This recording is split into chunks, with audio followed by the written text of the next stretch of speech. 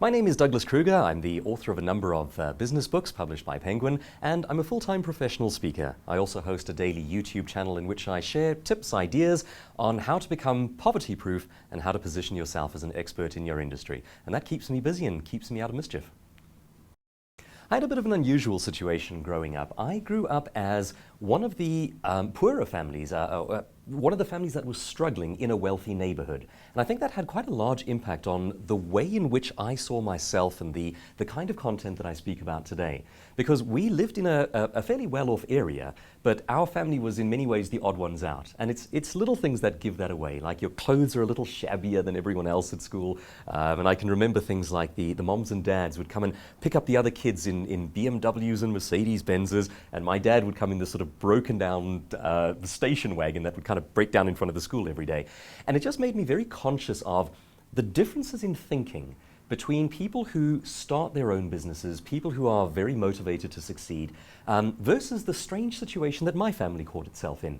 And as a result of that, I've spent some 20 years now studying how people build their own businesses, how they think in more successful patterns, and what goes wrong. Because I've gone through what goes wrong. Now, I don't pretend that we were living through abject poverty, but we had some rough times. And some of that can feel very personal. I remember, for example, when I was about 12, 13 years old, I have a younger sister. And we went through a rough winter in which we were unable to buy groceries. And thank goodness for our local church, they actually brought food baskets around. And I remember these food baskets containing little boxes of baby formula for my sister. And I can just remember how vulnerable that made me feel and how much of a spur that was for me to try to change our situation and change our lives. So that's been something that's been very real and very personal to me. And the lessons that I've learned, I try to pass on to others, try and make a difference if I can.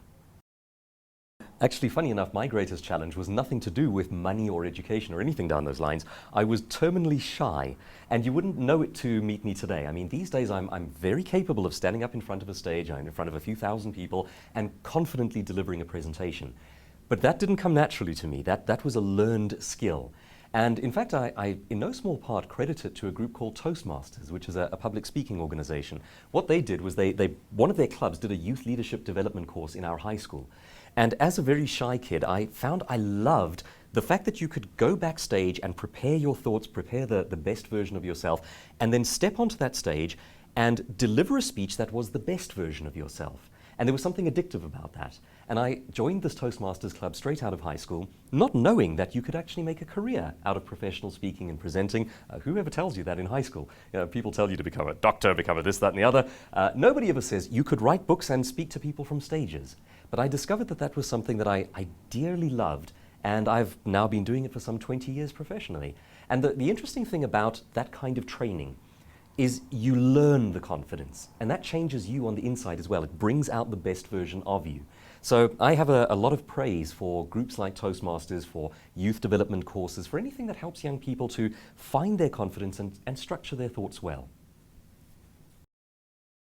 I think quite possibly my greatest turning point was the publication of my first book, and that one caught me by surprise. And if I'm being perfectly honest, I still suffer from what we call imposter syndrome, which is that idea that one day you're going to wake up and discover that none of it is real, that you're still a scared little child in school and this whole life that you've built was just a dream. What happened in that particular case was I wrote a book about public speaking, and it was as a result of being part of this Toastmasters club and learning these skills, and that gave me the reason to write a book on how to express yourself from a stage, and that was accepted by a publisher. The next book then was about how to become an expert in your industry. So how to stand out as the big name. How do you become the Branson of business? How do you become the Schwarzenegger of bodybuilding, the Oprah of television? And when that book was accepted, it changed my speaking career as well. Because all of a sudden, you start getting these requests from companies, from organizations, saying, come and teach us how to do that. We enjoyed the book, come and speak on it. And as I say, I still today feel as though a lot of it is a dream and I'm going to wake up from it. And I think that's possibly a useful thing to know for folks who are trying to break into an industry, trying to make a name for themselves. A, it's not impossible. It's about that persistence. It's about constantly knocking on the doors and keeping at it. And B, even the people who have made it don't really believe that they've made it. And I think there's possibly something a little useful about that as well. When you start to get full of yourself and to believe that you have arrived and you've proven yourself to the world, I think that's when you start to slip and go backwards. In fact, there's a wonderful true story about one of the winners of the Toastmasters World Championships for public speaking. Now, this guy's entered this contest. He's gone through all the levels. He's the world champion for public speaking that year. He's going back through the airport with his trophy. And as one of his friends observes, he walks into a bookstore and he buys a book on public speaking. And his friend says, "You're the world champion. I mean, why would you need that?" And he said, "The moment I believe I've arrived, that's when I start slipping backwards." And I think that's a very powerful way of thinking about it. Well, I've written a number of books on different topics, and they vary greatly. A couple of them, for example, are on business innovation. 2 of them are on how to stand out as the top expert in your field. But I think the one that is the most personal to me is the book titled, "Is Your Thinking Keeping You Poor?" And that one, it's obviously a popular topic as well. I did a speech for a varsity once, and to my great surprise, it's been viewed on YouTube almost 3 million times. So that message hits home. And I think the reason it hits home is because it's so personal to me. I take what it felt like to grow up and struggle with elements of poverty and with the inability to do things that I wanted to do, and with that feeling of insecurity where you don't know that your place in the universe is secure. And it's the answers that I then learned in terms of how to overcome that. And I try as far as I possibly can to share the practical realities of how people can lift themselves out of poverty, make a difference in their own world. And I'm not very interested in what we might call the politically correct nice answers. I'm interested in the truth. And from the word go, that was what I went searching for. What really works? What actually makes a difference? How do people escape these generational cycles of poverty? And I've actually written a couple of books on that topic now. The first one was, "Is Your Thinking Keeping You Poor?" The second one is titled Poverty Proof. And we launched a third one this year called Poverty Proof for Entrepreneurs, which takes the basic idea of business ownership and entrepreneurship as a solution and goes further and says, then how do you do that? There's one coming out next year as well. In fact, it's written, it's edited, early 2021, called How to Grow Rich, 50 Ways to Debunk Money Myths and Master Wealth. And that one in particular looks at the bad belief systems, the kindly, politically correct sounding answers that are wrong, and debunks them one by one. And I think that one is, it's another one that I've poured my heart and soul into, and it seems to be the topic that people respond to a great deal. Well, you know, it's very tempting starting out. If you've struggled with poverty, then you tend to think, well, money's the answer. Once you get beyond a certain point in terms of meeting your needs, you realize that, in fact, there's actually a lot of research on this. Money can buy happiness to a limited extent. Then beyond a certain amount, it actually stops making a difference. So if you're in a scenario where you are struggling, where you can't do basic things, the amount of money you bring in will change your levels of happiness. Once your needs are met and you're doing relatively well, other things come into the play. And I think there you start to look at ideas of legacy. What can you change in the world? How can you teach or do things that make a difference to human beings? And even down to simple things, like I've got a little 3-year-old son. And it makes a difference to me to think of how I raise him, the answers I give him, and so on.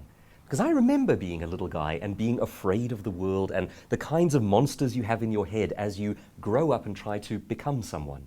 And the degree to which I can speak into his life and help him is the degree to which I feel like I've done something useful with my own life.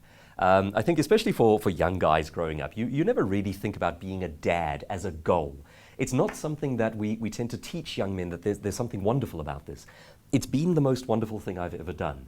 And I think it's also changed a lot of my own writing and speaking in the sense that when you have a whole open young human being to shape with all the fears and everything that entails, you almost feel a little bit more empathy for all human beings, because we're all struggling, we're all afraid, we're all nervous.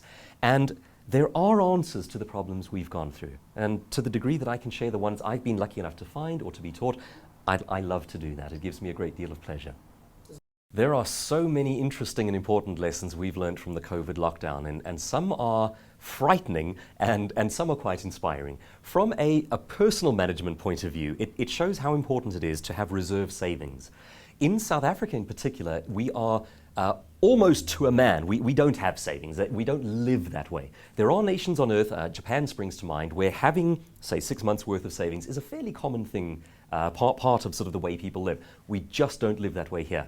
And I think we've seen how incredibly important that is. Then from a professional point of view, you also see how important it is to have multiple streams of income. I mean, just in my world, for example, my primary income was as a speaker on a stage, and that just disappeared overnight. So we learned to adapt. I started doing things like online courses and so forth, and thank goodness I had other income streams like a monetized YouTube channel, the books, the audiobooks, and so forth. Had it not been for that, we'd have been in some pretty desperate trouble. My industry effectively vanished overnight.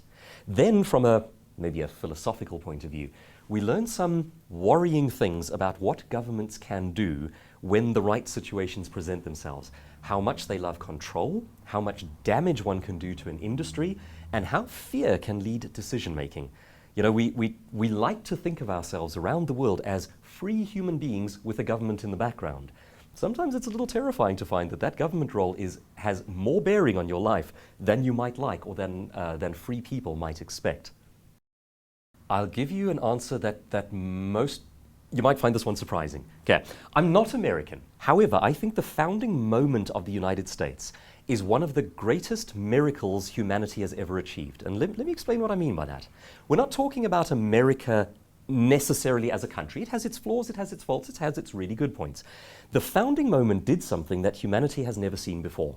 If you start from medieval times and you work your way right up to the founding of the United States, people lived under kings, chiefs, lords, tyrannies of one kind or another.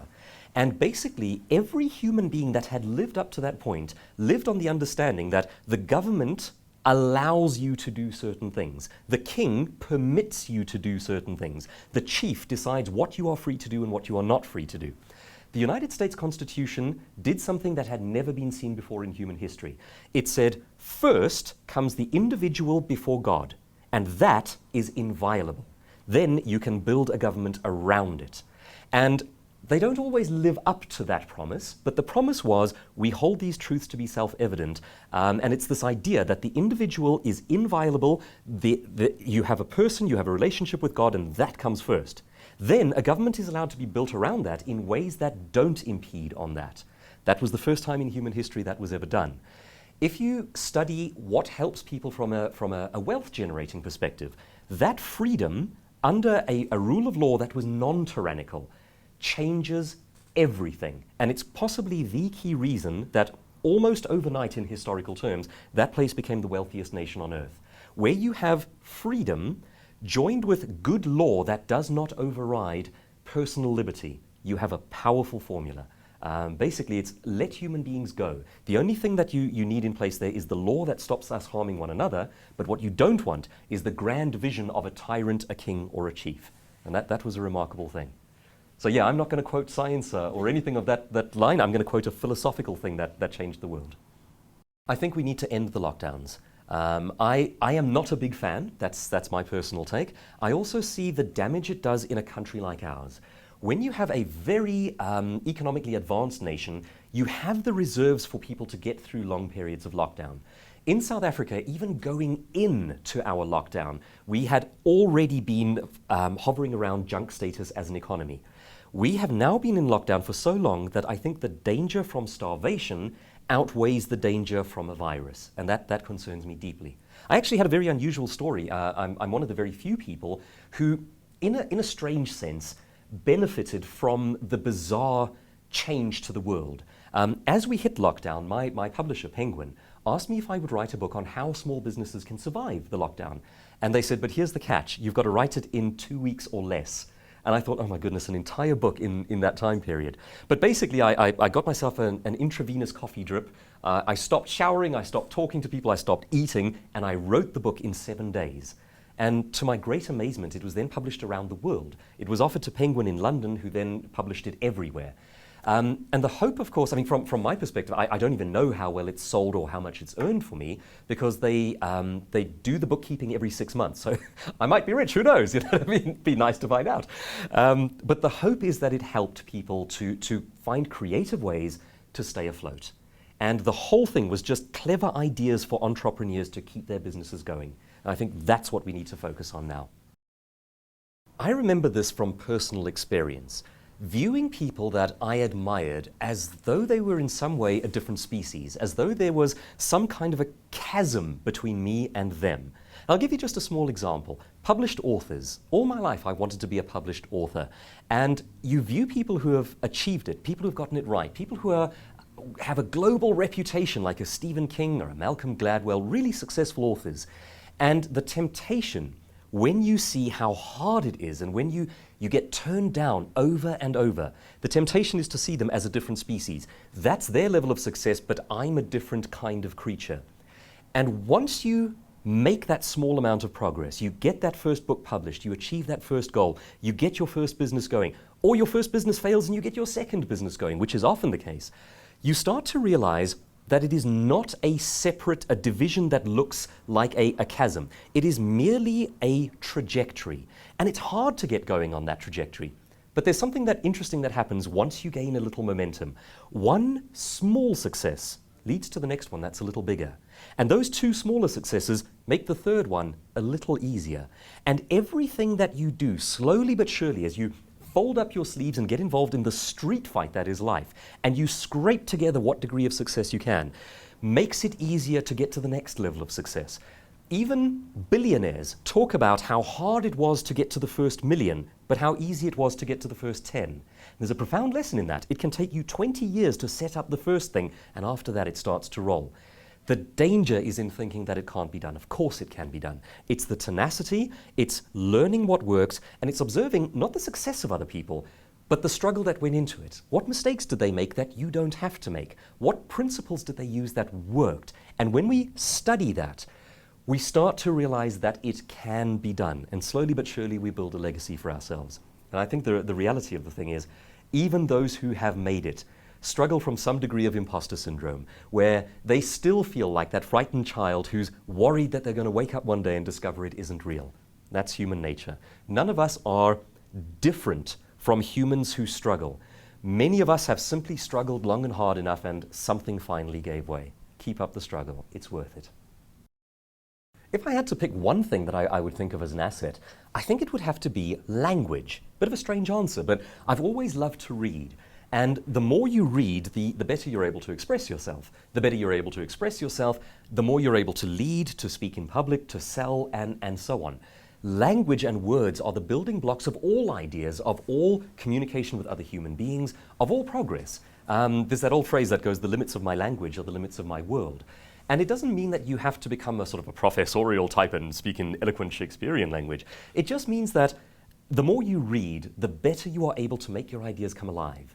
And you learn things along the way, like storytelling is one of the most effective ways to make your ideas come alive. Whether you want to lead, to sell, to influence others, if you're able to use your language to wrap an idea in a story, you can take a concept, make it come alive for people, and light up minds. And that can make a world of difference. 3 quotes that I live by. The first one comes from the author Stephen King. And it's advice to writers, but in a strange way, it's advice for living by as well. He says, write with the door closed and then open it. And what he means by that is, when we write, we tend to worry about what others will think of us. And that's like writing with the door open as though everyone is looking over your shoulder. And he says, write with the door closed so that you say, in the strongest possible form, everything that you want to say. Write with the door closed and then throw it open. Or in other words, speak with courage and conviction and don't worry about people looking over your shoulder. I quite like that one. Possibly a second one to live by is the most delivered idea from heaven to humanity, which is simply, don't be afraid. Do not be afraid. I think we spend a great deal of time worrying about what others think about us, what the future is going to bring, and so forth, and that can really hamstring the way that we live and the way that we think. Do not be afraid. Simple advice, but advice to live by. And I suppose the third quote that I'm forced to live by comes directly from my wife, which was, don't leave your laundry on the floor, pick it up immediately. Yeah. There are many books that have shaped my life. One that I've very much enjoyed recently is by a cognitive psychologist named Steven Pinker. He studies how the brain works, how we process information. And the book is called The Sense of Style. It's a very complex look at a very simple idea. How do you communicate in ways that make your ideas come alive? And that's whether you're writing or speaking or talking to another person. And that's a good one, the sense of style. one of my favorite authors, strangely enough, is a person who's often described as a children's author, but if you read the books, they're really not. A man named Orson Scott Card. And he wrote a science fiction series called Ender's Game. And they're just some of the cleverest books that I've ever read. I used to enjoy Stephen King to a great extent, and I've kind of given up on that one because I think it warps your brain over time. But I'm a big fan of anything that gives me insights on history and what we've learned from it. I think one of the great dangers in our sort of politically correct world today is that we think we've got nothing to learn from history, as though we are the kind of woke and educated generation, and everything that came before us can sort of be written off as the Dark Ages. Those folks went through struggles that we can never understand, and the degree to which we learn what has come before us is the degree to which we understand why we're here today, what humanity has learned, what mistakes we don't have to make again. So I'm a big fan of simple history books. Alrighty, let's start with the sort of the short to immediate goal. Most of the books that I've written up until this point have been business or entrepreneurial in nature. I have one coming out in the United States in a couple of weeks' time, which picks up on a theme that I've mentioned a couple of times here, which is political correctness does more harm than good. And that's actually the title of the book. It's called Political Correctness Does More Harm Than Good. And it starts out with my thinking that has gone into books like Poverty Proof on the kind of economic ideas around wealth that actually hurt people rather than uplifting them, that create victimhood mentality rather than empowering people to take charge of their own scenario. And then it kind of grows from there. So it's almost kind of political, philosophical in nature. It launches in America in about 2 weeks from now, and I'm going to be speaking on the topic and launching websites and YouTube videos and so on that. So that's the immediate one. The slightly bigger scale one, I've done a fair amount of speaking around the world. I've been very blessed to travel to places like Southeast Asia, to India, United States, all over the show, and I'd like to do more of that. I'd like to spend a great deal more time standing up in front of audiences around the world and sharing ideas and meeting people from different corners of the earth. And the very long-term goal is probably a very humble, very simple one. I want to raise my son well. I only have the one little guy. He's 3.5 years old now. And as any parent does, you see a lot of yourself in your child.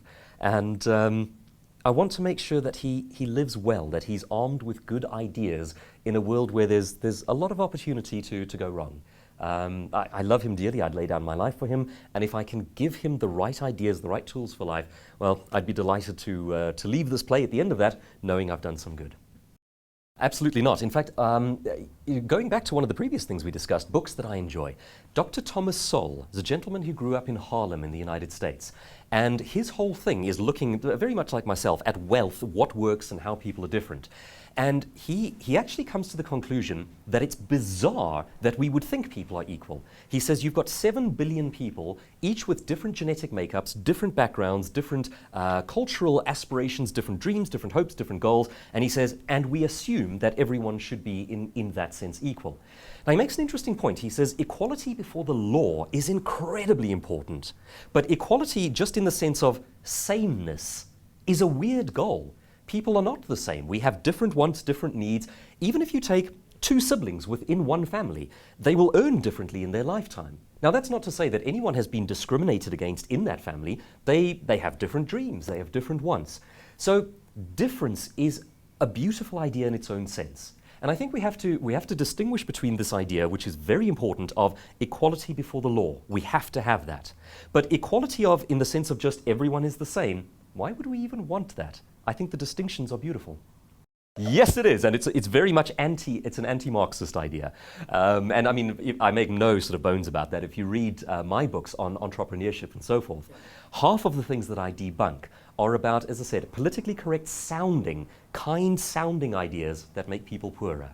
The free trade capitalistic ideas that are very individualistic in nature tend over time to make people wealthier, and that's what I'm after. All right, here's a great way of looking at things as an entrepreneur. The wealth is made at the point of sale and at no other point. So if you have an idea for a business, we tend to spend a great deal of time dreaming of how it might look one day, or buying ourselves offices, or making nice business cards, or getting a beautiful new jacket, or telling people that we're going to launch a business.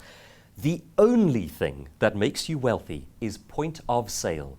You sell something, someone hands over money in return. That's the point at which wealth is generated, and it is generated at no other point. So the question becomes, how are you getting and keeping buying customers today? No other activity will make you wealthy. Everything else is subsidiary to that. And you can actually build a business backward from that point. If you think about your world, your type of entrepreneurship, you ask yourself, what does the sale look like? What do I hand over when they hand over money to me? You can build your business backwards from that in order to make that point more effective. Most entrepreneurs are not taught to do that, and it is a very powerful thing to do.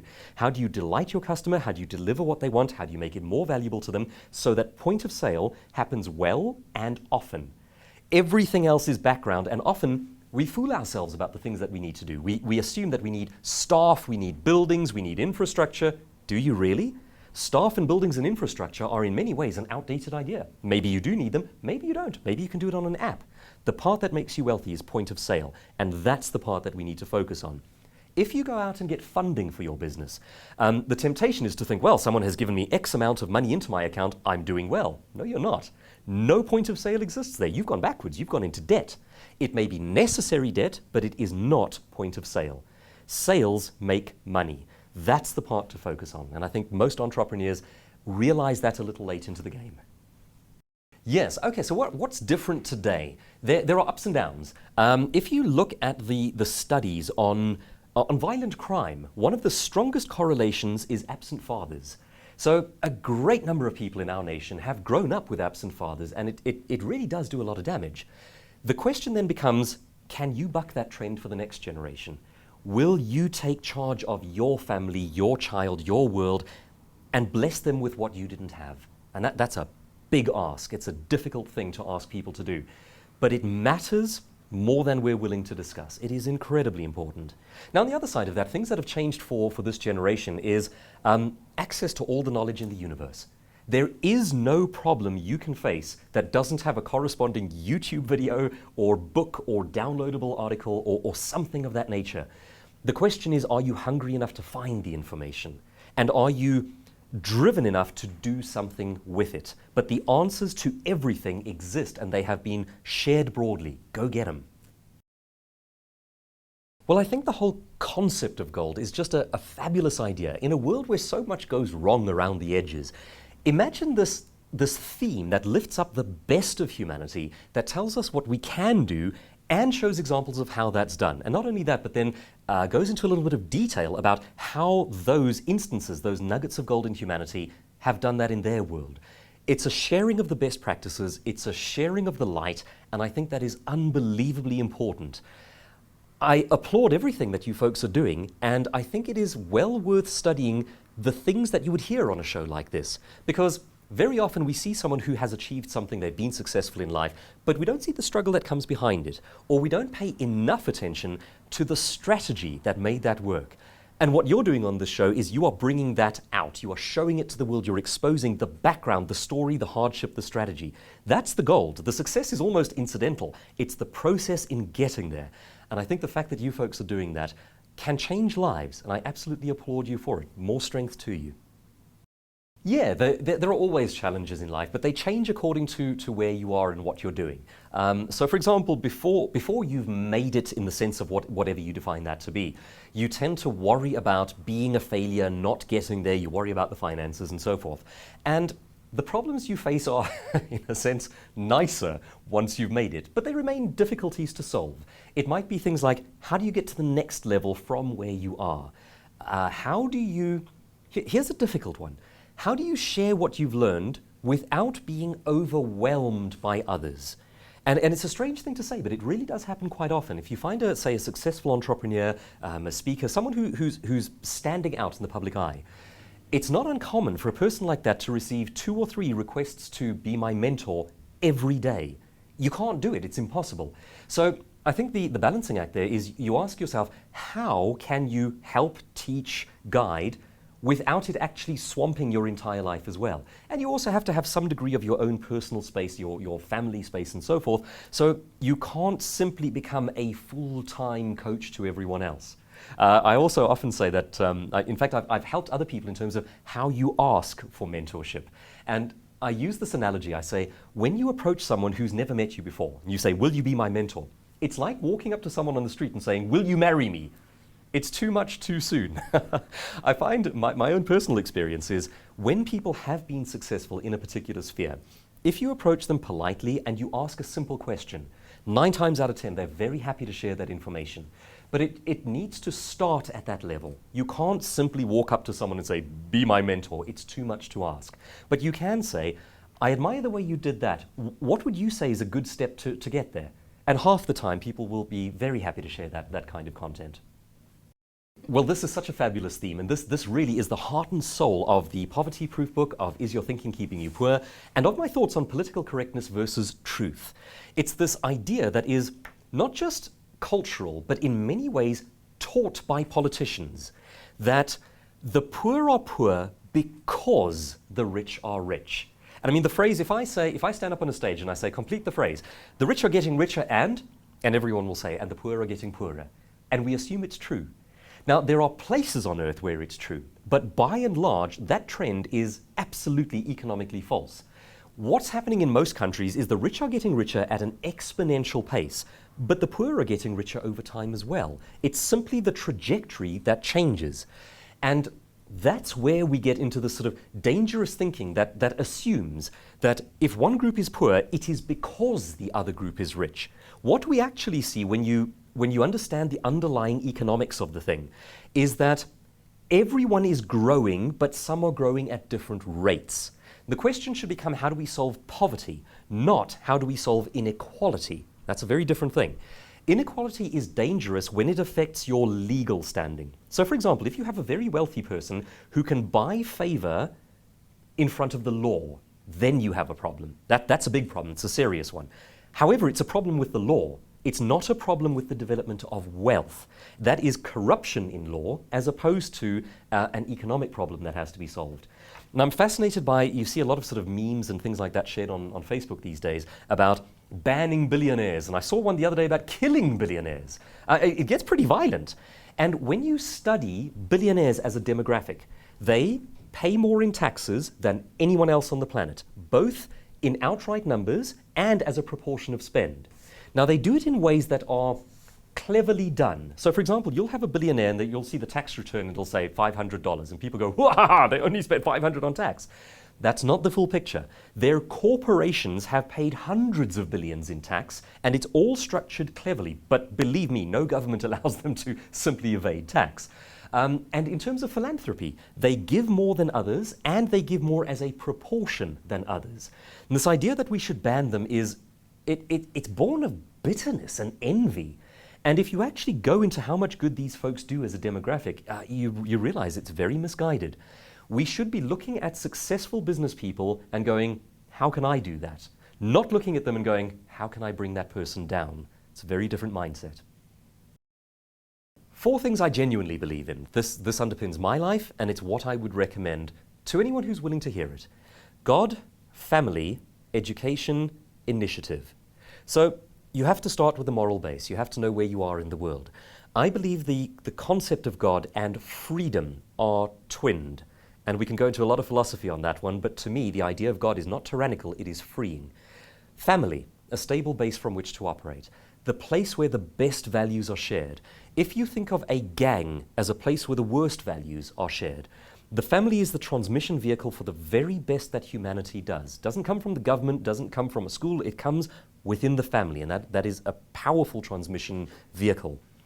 Then education, but it doesn't have to be formal education. When I say education, I don't necessarily mean going out and getting a university doctorate. In fact, there's an increasing school of thought that says there are problems with universities these days. You're not necessarily getting as much value out of them as you used to, and there are some interesting little indoctrination issues around the edges. Education is the how-to of success. It can be how to be an entrepreneur, how to be a business owner. It can simply be reading more and finding out about our human history, what we know, where we've come from, why we're here today.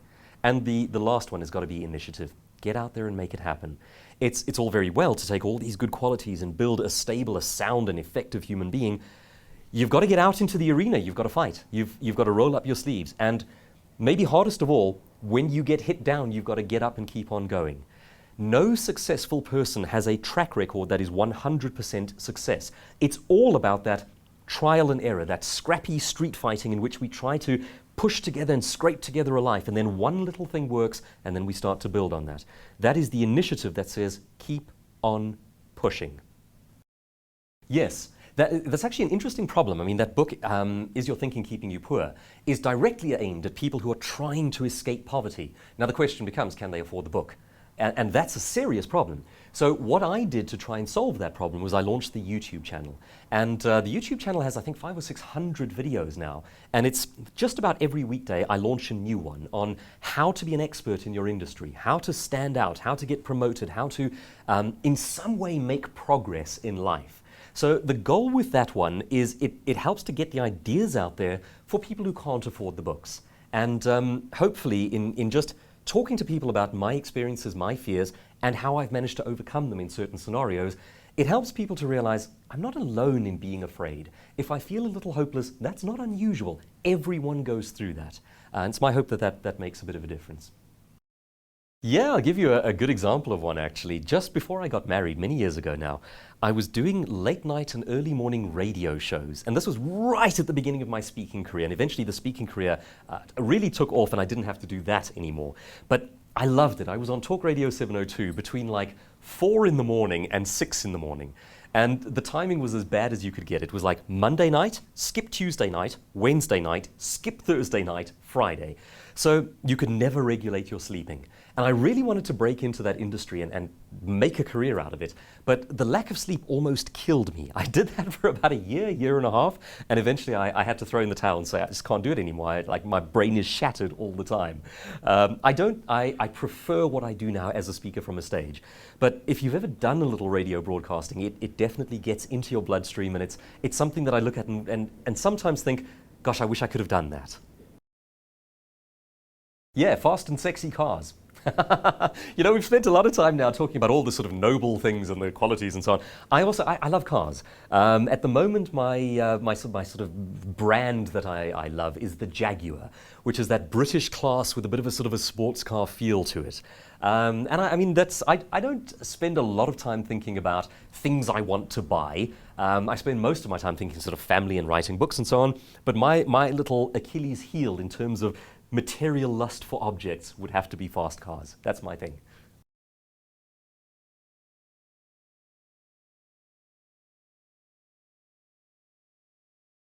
I work from home, so 3 days out of 4 I'll head over to the gym, and I spend a heck of a lot of time listening to audiobooks. So you'll see me at the gym with the headphones on, doing my little workout, and chances are I'm not even listening to music. I'm listening to some kind of a book, a lecture, a story, something. I'm up to something like, if you have a look on my Audible app, I think about 5 months worth of listening time now. So I'm a very avid listener. I'm Douglas Kruger, and you're watching Gold. I'm author and speaker Douglas Kruger, and you're on Gold. I'm author and speaker Douglas Kruger. You're on Gold. Go for gold. I'm author and speaker Douglas Kruger. You're on Gold with King Nee.